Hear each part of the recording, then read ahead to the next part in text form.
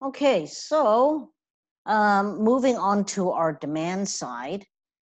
So I just want to emphasize here that the focus of this lecture is mainly going to be on the demand side, and we're pretty much done with our supply side. So our demand side is now the relationship between the aggregate level of demand and price level and real GDP in our economy. So our aggregate demand is um, the what we call the planned expenditure from our four sectors in our economy. So I'm sure you have seen this equation before. It was one way to calculate GDP. So the difference between aggregate demand and GDP is aggregate demand defines planned desired expenditure. So it's basically what businesses, household, governments, and our trading partners plan to spend. We haven't spent that yet, but it is what we plan to spend. So our GDP is what we actually have spent, and our AD is what our four major sectors in the economy plan to spend. So if you ever look at our GDP calculation, it is always calculated from the year before. Like we cannot calculate GDP for 2020 right now because, well, 2020 is not over. However, if let's say we're in year 2023, we can calculate GDP of 2020 because 2020 is over. So sometimes you're going to see a big discrepancy between AD and GDP for that year because we don't always end up doing what we plan to do. All right, so now here is the real emphasis on our GDP. Each sector, so you can see here of our AD, we have our household spending, consumer expenditure, business spending, investment expenditure, government spending, and our net exports. And other than government expenditure, each one of these sectors have their own determinants. So if we look at our consumer spending, so these are our 6 determinants or the 6 factors that affect consumer spending. We have our disposable income, we have wealth, we have interest rate, we have expected future income, expected future prices, and debt level. So one thing to note here is that anytime these determinants change, it is then therefore going to change aggregate demand. And when aggregate demand changes, it is then going to shift our aggregate demand curve. So let's just go through an example here.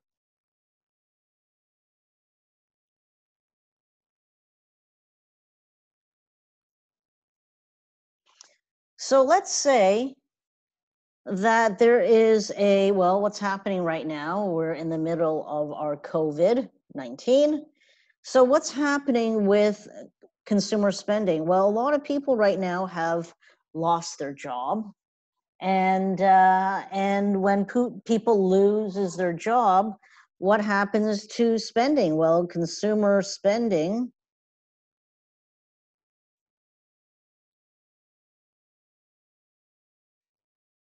will decrease.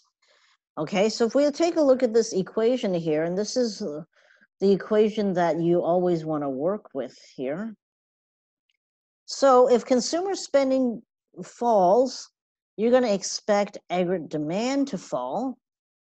Okay, now, well, what is that going to look like? So if we have our demand curve, our short run macro equilibrium, so this is our AS. So remember, our AS, we all often just assume it's our short run supply curve. We have our price level, and in different textbooks, they will use CPI or the deflator, one or the other. I'm just going to call it price level. And here we have our national income or output or measured by GDP. So once again, I'm sure you've seen this before, very similar to our micro example. We have our PE and our, sorry, not Q, my apologies. It is YE. Okay, so continuing on with what's happening right now. Okay, there's a decrease in consumer spending. With a decrease in consumer spending, whoops.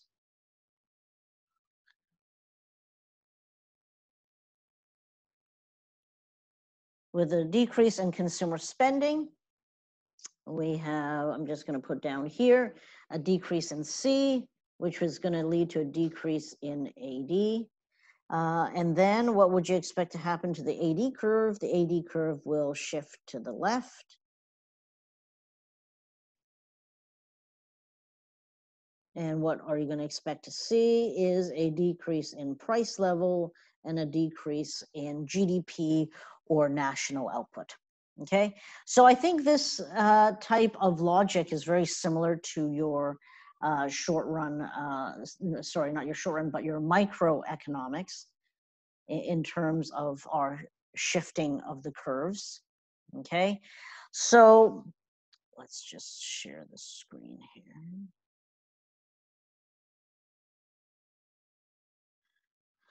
So pretty much, if you take a look at this situation, is the fact that anytime any of these determinants of how they affect consumer expenditure, and then if consumer expenditure increases or decreases, it will affect aggregate demand in the same fashion. So, so wealth.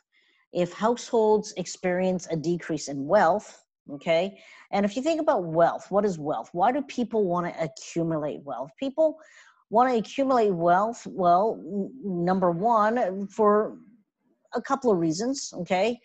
Some people want to accumulate wealth because what if there was a interruption in your income? Let's say you got sick or you got laid off, and you're not going to be able to work for another 6 months. Well, how are you going to live? So a lot of times people will accumulate wealth to build up something called an emergency fund. And for those of us that have talked to a financial planner will generally tell you that the average household should accumulate 3 to 6 months of their expenses should there be an interruption in your income. So you get sick, you get laid off, something else happens, like, I don't know, a worldwide pandemic, okay? And all of a sudden, you can't work. How are you going to live? So, so an emergency fund is one reason why people accumulate wealth. I would say the main reason why people accumulate wealth is because they plan to retire. So people buy assets, they buy stocks, they buy bonds, they buy mutual funds, they buy property, because at some point in their life, they're gonna they don't want to work anymore, and they want their assets to either fund their retirement through cash flow or by selling some of your assets. So that is one reason why people increase, want to actually accumulate wealth. Now, what happens? If, let's say, you've accumulated a whole bunch of wealth, that means, you're probably going to retire. But what happens when your wealth, the value of your assets fall, right? Like, what's happening during, the COVID is people have noticed that there's a decrease in, their wealth. Well, what's going to happen? Well, people will generally want to save more and spend less, because all of a sudden, you're further away from your retirement magic number. Okay, so that is how wealth affects consumption. The other reason, the other determinant that affects consumption is something called interest rates. And interest rates affect consumption in two ways. So I want you to think about interest rates. So interest rate is the money that is paid for people that's lending money. Okay, so if you lend somebody money, what do you get in return? Well, you get interest. Okay, so if you put your money in a bank account right now, I mean, you're not getting very much, but you get interest income. Okay, if you borrow money, you are charged interest. So interest rate is really a rate on loanable funds. Okay, you're either the creditor who's receiving interest, or you're the lender who's paying interest. But really, if you think about it in a more fundamental form or fundamental idea, interest rate is the opportunity cost of spending money. Okay, because for every dollar you spend, you could be putting it into your bank account and earning interest. So that means that if interest rate increases, a rational individual will rather save more than to spend it because you can earn more money. So that is why when interest rate increases, consumption spending will fall. And when consumption spending falls, AD will decrease and shift to the left. Now, the other thing that interest rate, how it's related to our sixth determinant, which is debt, is that in North America, there's many people that have borrowed money, and the interest rate will float relative to market interest rates. So that means that if market interest rate goes up, the interest rate on their home equity line of credit or their credit line will also increase. The money owing on their credit card, the interest rate charged will also increase, which means that, unless your income increases at the same rate, your average consumer will have less disposable income to spend. So when interest rate goes up, it makes sense that their debt payment goes up. And when your debt payment goes up and your income remains the same, it has to be that you cannot spend as much as you could in the past. So when interest rate goes up, it causes consumption spending to fall, which will then decrease your AD, and it will cause AD to shift to the left. Our fourth determinant is our expected future income. And our expected future income is basically, income that people are expecting to earn or any changes in income. So generally, I would say most people in North America tend to spend sometimes based on what is coming. So if you expect your income to increase, let's say you're going to get a raise, next month, or you're going to get a bonus next month, people will tend to spend more today, which means that consumer consumption expenditure will increase, aggregate demand will increase and shift to the right. And conversely, if you expect a decline in your income in the future, that means that you will probably stop spending as much today before you notice a drop in your income in the future. Our fifth determinant is our expected future prices. So here's the thing that's kind of funny with expected future prices. How households react will determine whether they perceive this price change to be a one-time increase or a continuous increase. So if households believe that it is going to be a one-time increase, so years ago, our provincial government thought it would be a good idea to implement something called the HST.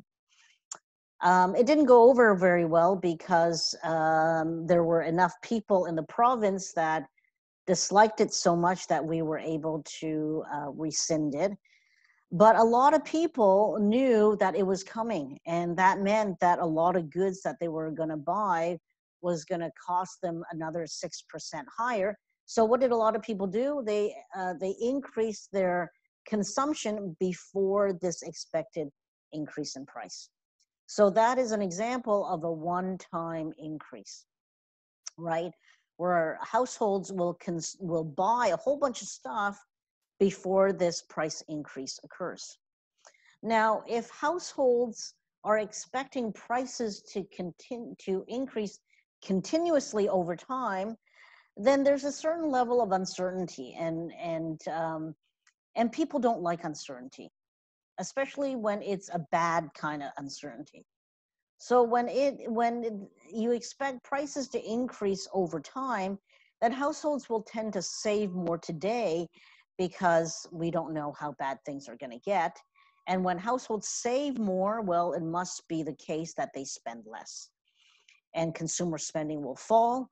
And when consumer spending falls, they are going to, aggregate demand is going to decrease and shift to the left.